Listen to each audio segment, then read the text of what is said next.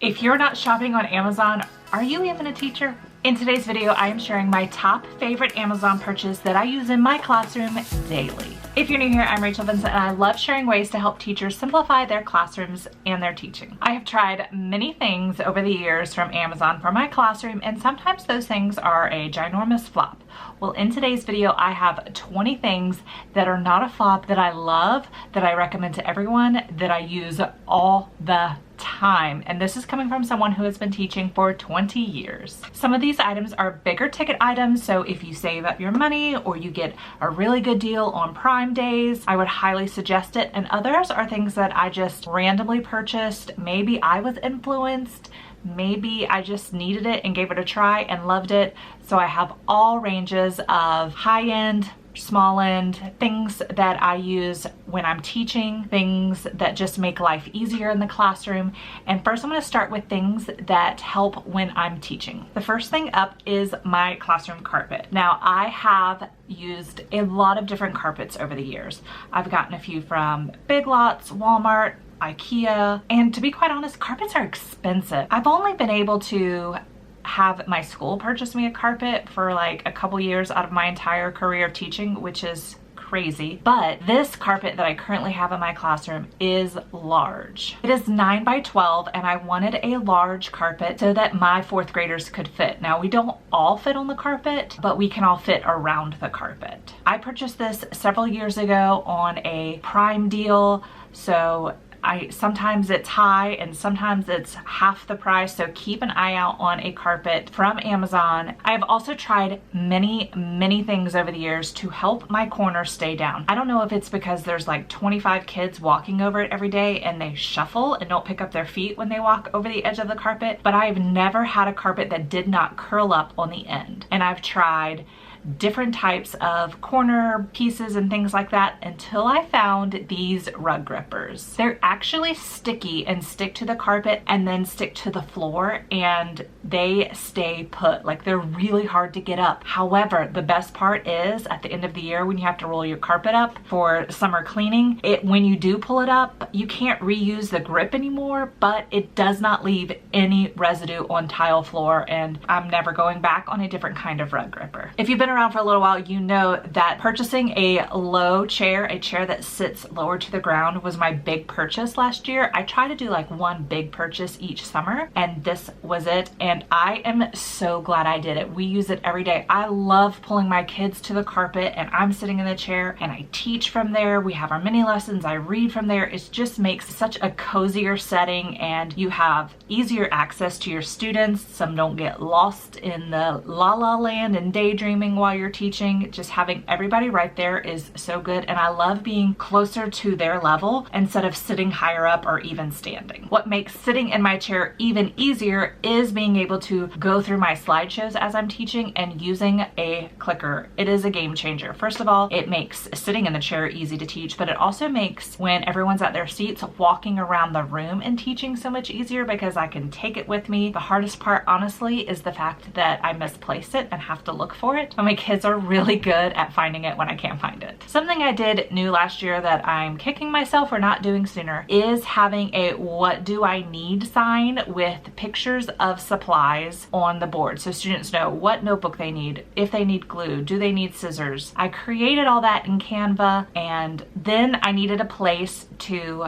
put all of the pieces when I wasn't using them. Enter these magnetic pencil holders. They are perfect to slide all of the little pieces in. My notebooks are a little bit big, but I'm going to resize them this summer so that everything fits. This would also be great if you have like exit tickets that you want to slip in them. You could keep your dry erase markers in there, all different sorts of things that you want right there on the board. These little pencil holders are perfect. Speaking of dry erase markers, these Crayola dry erase markers are my favorite. They are so vibrant, they write beautifully, they erase beautifully, and I like knowing that they are different than the normal dry erase markers, because then I can say those are Miss Vincent's and you can't use those, because we all know how kids use dry erase markers. I am also a really big fan of this Tack-It glue. I used it 2 years ago with our lunch numbers and it actually worked really well. However, the fact that the kids used it every day, the Tack-It glue eventually lost its tackiness from the kids' hands every day. So I had to reapply some throughout the year. So if it is something that students use daily, just know that you'll have to reuse it. But essentially what it is, it's like a liquid glue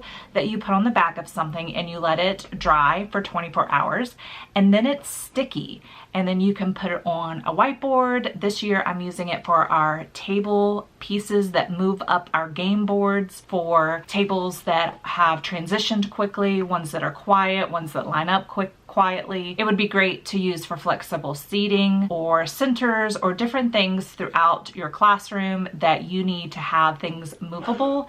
It works, like I said, on laminated pieces. It works on a whiteboard.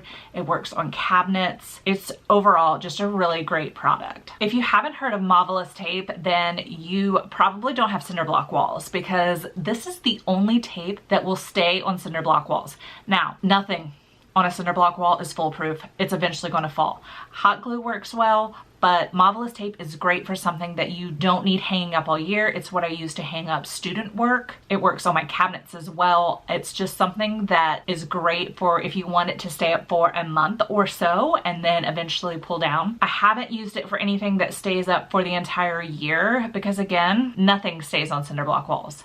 But Marvelous tape works really, really well. I've shared about these scissors before and they are by far the best pair of scissors you need, especially if you do a lot of cutting. And typically I only pull these out at the beginning of the school year because that's when I'm doing most of the cutting I need to do. But these scissors save your thumb every time and actually keep your whole fingers from cramping as you're trying to cut out all the things you need. They are spring loaded. They make cutting things out a breeze, and I'm telling you, save your hand and get these scissors. These next magnets I discovered when I was fortunate enough to teach in a classroom that had metal walls. Yep, that's right, metal walls. 3 of them were metal, and I needed magnets to hang things up. Most magnets come in like a coil, like they're rolled up. And so when you go to cut them, they don't lay flat onto the poster or whatever you're trying to hang on the wall or even on your whiteboard. So then I tried to get like the little circles and things like that. I'm telling you, it didn't work for those either. Business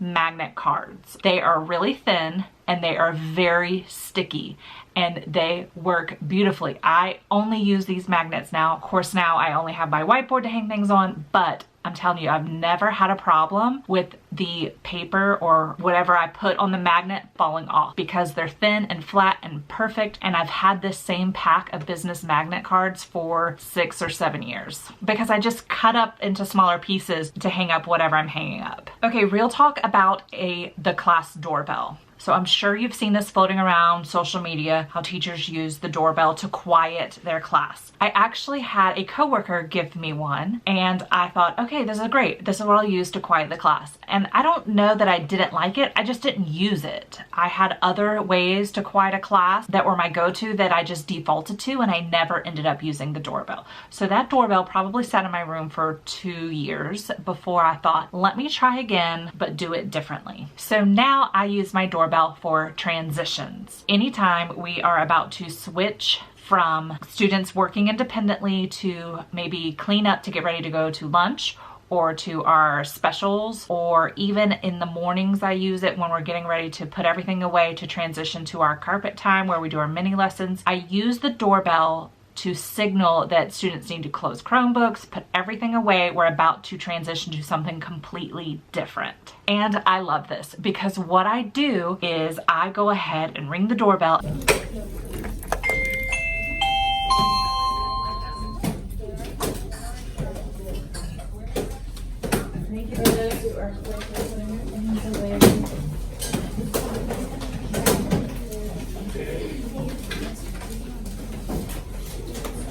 And as they are closing Chromebooks and shuffling, I am prepping and doing what I need to do to make sure I'm completely ready for our transition or our lesson.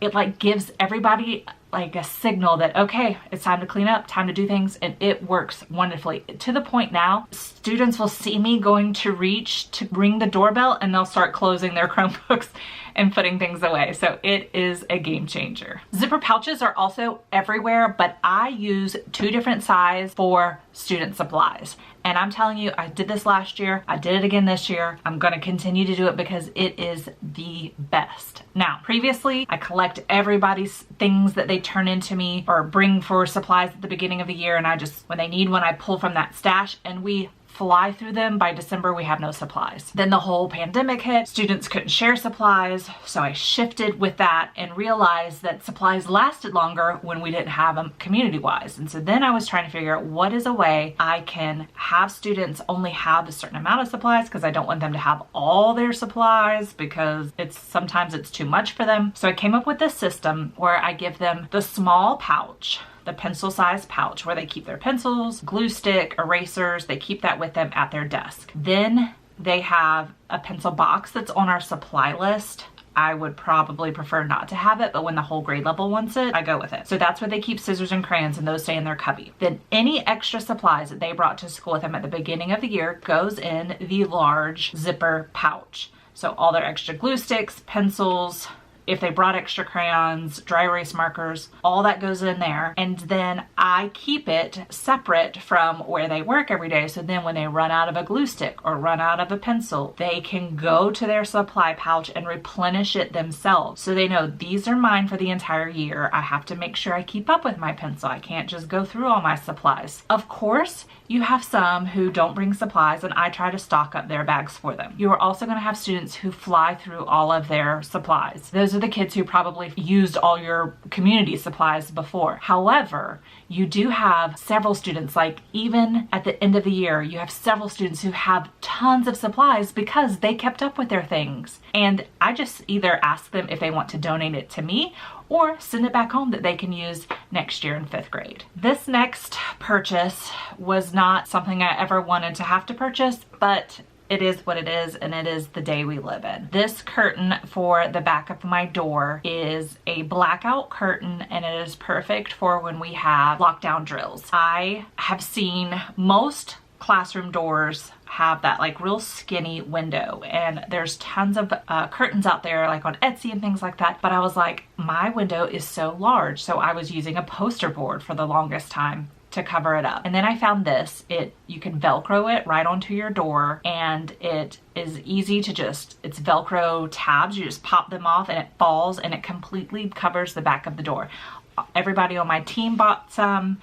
Like, it is a great deal for the size we need, and it is perfect. They do have other sizes, so if your classroom door is different than mine, there are other sizes available. It has really worked out well. The last few things I have to share are things that I buy for my students. Stickers, stickers, stickers. You can buy all sorts of packs on Amazon for relatively cheap. I placed them in a pocket chart this year, which made kids want them all the more. They get it for like winning at Blooket. Tables get it for winning the game board for transition times. I use it for any time I need a little prize, but I don't want to give them candy. They get a sticker and they love it. Another thing I like to always have on hand are earbuds, because inevitably students don't bring some, break theirs, forget theirs. So I typically buy a set of earbuds on Amazon that I can give out throughout the year so that they have them available. And I always like to give my students a pencil for their birthday, and sometimes I like to give them a little toy, a little trinket, bouncy balls, pencil top erasers. Kids love those. That's what I give them for their birthdays. There you have it, 20 different things that I use all the time in my classroom from Amazon. If you want to see what else I purchased from Amazon, on your screen now is a video of my classroom haul, everything that I bought last summer for my classroom. That pretty much everything in there I'm still using. Some of it I shared in this video, some of it I didn't even get to.